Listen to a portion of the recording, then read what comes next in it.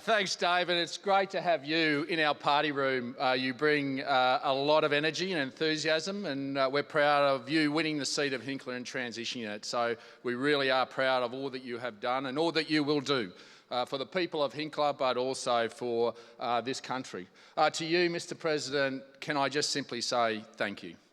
As someone that has known Lawrence since I was a 12-year-old boy, when he first got elected and he stood in my father's office at Parliament House and I first met Lawrence Springborg, I saw a man of integrity, a man that was prepared to give himself to his community. And nearly all his working life, Lawrence has served his community and this state.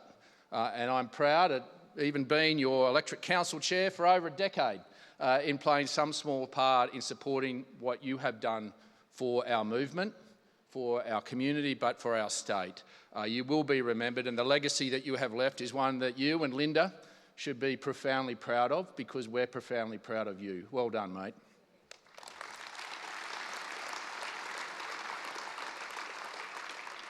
To my good friend, Premier David Crucifulli, this is for the first time in a long time that I'm proud of my Queensland government.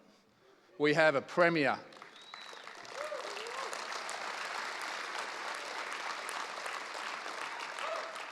We have a Premier for all of Queensland, and I saw that firsthand in April when Western Queensland was inundated with floods. They had Thargomindah, the whole town go under, bar the airport. Had a little town called Junda go right under, no house left with dry floorboards, and a place called Adavale was washed right off the map.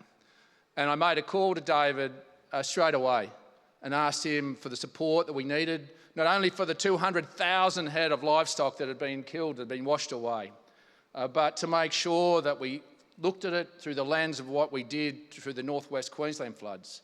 And David responded. He responded immediately. We needed to put back up our dog fences before we even restocked any livestock into that part of the world, and David responded with over $100 million in helping farmers put back those dog fences so that we can put livestock back in.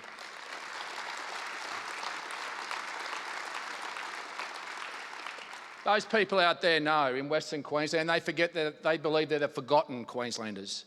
But now they have someone they can trust, someone they believe in, because in their hour of need, David Crucifulli didn't just turn up for the photo. He came back, and he keeps coming back, and he keeps listening and understanding and working for those people. And I'm profoundly proud to say what you have done and your team has done, David, has shifted the dial of trust of Queenslanders. That it's not about a two-state situation up here of southeast Queensland and the rest of us. You actually genuinely care, and you're making a difference. And I'm proud of what you've done, mate, and all that you will do. Can I say to my federal colleagues, and particularly I see Bridget McKenzie here, my good senator mate from Victoria, has come north of the border. It's great to have you here. But can I also just put on the record my thanks and gratitude to Peter Dutton. I started my leadership role with Peter the same time he did. And I've got to say that we started as colleagues, but we finished as good mates.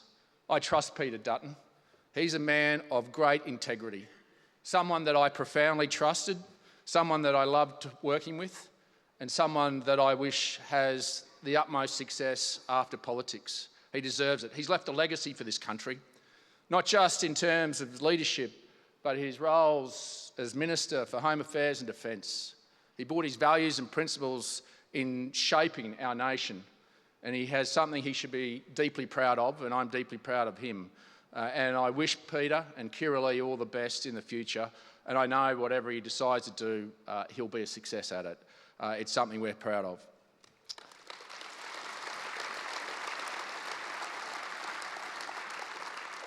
But most importantly, can I say thank you to you? On the 3rd of May, we sat there, and it is a humbling experience on election night to know that there are people that would go and hand out for you over ensuring 2 weeks prior, handing out for you not for any financial reward, not for any gain, but because you believe in our movement. You believe in your community and you believe in your country. That is the purest intent, purest value that you bring to our movement. And without it, we are nothing. It is the most humbling experience. And Peter and I felt in some way we've let you down. We didn't get the result that we wanted. We've got to be honest. We were towed up. And we've got to be honest, we've got to understand, we've got to listen and learn. I'm proud of our Nationals team. We held on to all our seats. And we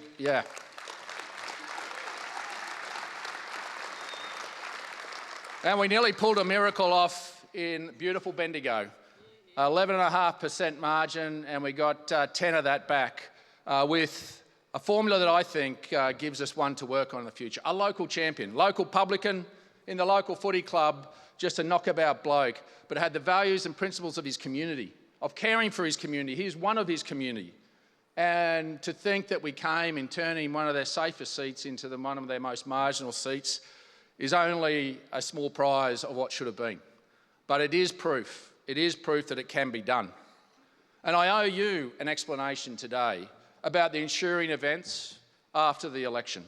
Make no mistake, there's plenty of people that think they know what happened, in terms of the negotiations that Susan Lee and I had. There was only two people in that room. It was only the two of us, and it was held in a very professional manner. And there was no speed from the National Party. We respected the circumstances that Susan had, and we worked together to try and get to a position. Now, convention of the coalition has always been that after a campaign, the policies that we took to that election remain, and that they are taken out by exception. Susan wanted to take that away, and I respected that and tried to work with that. But there were four key policy areas that were hard fought and so important to the people that National Party members and senators represent. We don't ask for a lot, but when we do, it means something to us. It was about making sure that we could look them in the eye and walk the streets of Barcaldine or Billawheeler and say that in our moment we stood for them and we made sure that we didn't trade away their futures because of political expedience. And it was a challenging time, and it was done with no malice whatsoever. But it was about making sure that we laid the foundations of a future coalition, not looking back of trying to get new policy or re-prosecuting a policy, but moving forward with a foundation stone that means that our people are respected. And they were simple things. The Regional Australia Future Fund, a $20 billion fund from it's just a small portion of the $350 billion worth of exports that come from regional Australia, above and beyond the money that we get, to actually have an amenity of life for that young people might want to live out there. One of the driving forces that got me into politics was that I was jack of seeing young people go over the divide and never come back. It's because they didn't believe there was a future in regional Australia. We talked it down and we sent them away. Well, I believe we've got to bring them home and keep them home. And the Regional Australia Future Fund is about that. It's about making sure that young families can actually send their kids to a childcare centre. It's not about childcare affordability, it's about accessibility. It's about them having the right to be able to go back to work, to be able to have a career in regional Australia, to be able to stay there and to raise a family, and to know that the opportunity was there. It was about training our next generation of doctors in regional Australia. 250 Commonwealth-supported places to train the doctors so they stayed there. That's about making sure that we have an amenity of life. And it was about making sure we supported our local councils with some money just to fill in some potholes. Just some basic stuff that means so much to regional Australia. It was about making sure that we had a proper telecommunications policy around extending the universal service obligation from landlines and payphones. The safety net that was put in place when Telstra was privatised.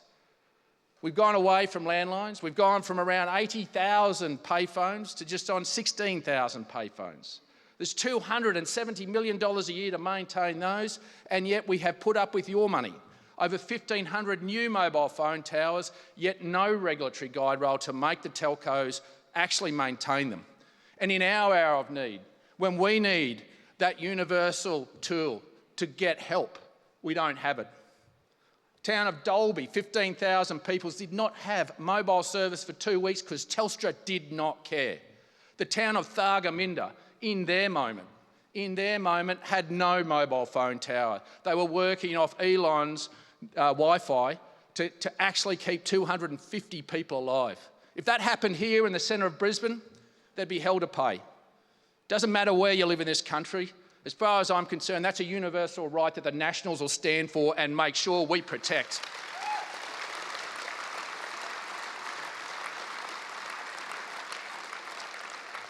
It's about making sure that we hold the supermarkets to account. I'm an old rural banker. I sat there in the days with budgets with dairy farmers when the big supermarkets devalued their industry overnight. They put $1 a litre milk and they put a ceiling on the price that they could achieve. They did it as a loss leader so that you'd go in and buy other stuff in their supermarket. The most abhorrent corporate act that I've seen. But they've done it to you. They've gouged prices, and when you have market dominance, the only time that government should interfere is when there is market power overtaken by a few. Now, we're not rewriting the rules. We're saying that we're using the existing codes of conduct, so there's no more regulatory guide rails that need to be adhered to, no more costs, but there is a deterrent and a consequence if you do the wrong thing. That's how society should operate, to make sure that if you do the wrong thing, you know that there will be someone there to pick you up. And if the supermarket's as pure as the driven snow, as they say they are, they don't need to fear the National Party. It'll never be used. But if they step outside those guide rails, then we will be there to get them. And when you control over 74% of the market, you are the market. And when you see farmers, and I've sat with farmers who have been used and abused by these supermarkets, then it's time for someone to stand up. We've had people in our party room that have fought for this for 15, 20 years. Well, my party room secured it, and I'm proud of it, and I'm proud of the fact that Peter Dutton and the Liberals accepted it because it's important to us. It's important to the people I represent, to the people of their future and their kids' future. That's what it is to be a national. And it was about making sure that we had a technology-agnostic approach to energy in this country. We've long fought for, as nationals, to have nuclear energy as part of that mix. I believe passionately in it. I believe we need baseload power, but I just ask you to understand that this reckless race that we are going down, an all-renewables path, is destroying regional Australia. I've sat with an 85-year-old man in Molong. One son is making a whole lot of money out of the wind towers. The other son has the transmission lines. His biggest fear, his biggest worry to me, was that he felt he would die before his two sons would reconcile and talk to one another again. That is what is happening to regional Australia.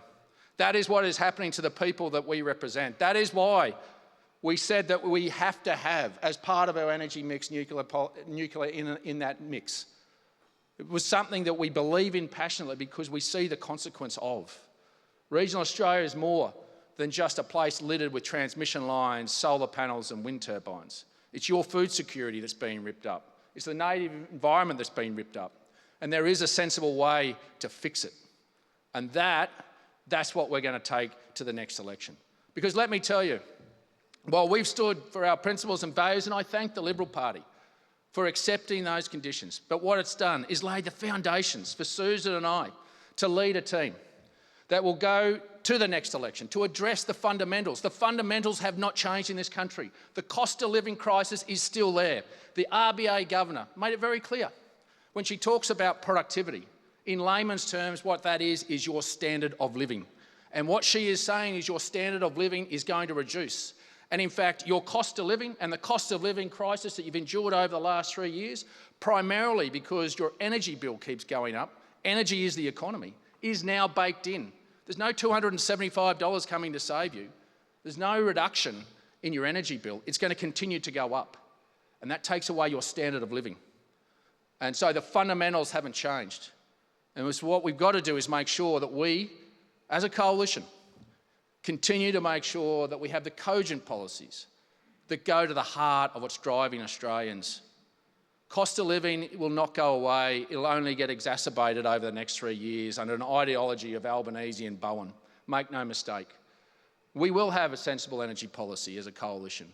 We will have restraint in our financial spending of your money. And we are going to have the tough conversations about where we spend your money. I welcome the fact that government's had the courage to look at the NDIS, and we do. We have to look at the NDIS. It's going to hit over $100 billion. That's a lot of Australian taxpayers' money that we don't have the ability to be able to pay at the moment. So we need to get productivity into the economy to pay for important items in our economy, but you can't do that by just continuing taxing Australians. So I believe there is a pathway. There is a future. The election was devastating, but let me make it clear, we've got to accept they couldn't trust us to put a vote next to ours, but they held their nose and voted for Anthony Albanese. It's not because they're in love with him, it's because we didn't do a good enough job in selling that message. So there is not the challenge, but the opportunity. The challenge and opportunity that sits not just with us here, the elected members, but with each one of us. With the commitment and the passion and the pride that we've shown with David Crucifulli and his team, and being able to leverage off David and his team's doing here in Queensland. It's not over. It'll never be over. And I can assure you that the two great parties of the National and Liberal Party will continue to fight for you, and particularly for the National Party. Because when the National Party's strong, regional Australia's strong, and Australia's strong. Thanks for having me.